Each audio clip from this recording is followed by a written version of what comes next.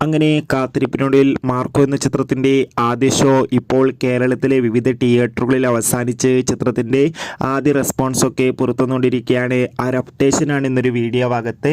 വീഡിയോയിലേക്ക് വരുമ്പോൾ video like ചെയ്യുക, ചാനൽ സബ്സ്ക്രൈബ് ചെയ്യുക. ഡിസംബർ മാസം ഇനി ധാരാളം ചിത്രങ്ങൾ OTT റിലീസ് ചെയ്യുന്നുണ്ട്.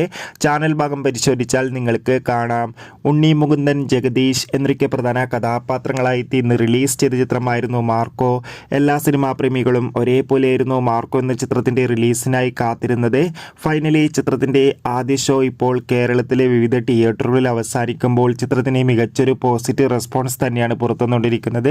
ചിത്രം കാണുന്ന സിനിമാ പ്രേമികളെല്ലാവരും ഒന്നടങ്കം പറയുകയാണ് മാർക്കോ എന്ന ചിത്രം മലയാളത്തിലെ ഏറ്റവും മോസ്റ്റ് വയലൻസ് ആക്ഷൻ ത്രില്ലറാണെന്നും ചിത്രത്തിൽ നമുക്ക് ഉണ്ണി മുകുന്ദൻ്റെ അതിഗംഭീരമായ പെർഫോമൻസ് ഒക്കെ കാണാൻ വേണ്ടി സാധിക്കുന്നുണ്ടെന്നും.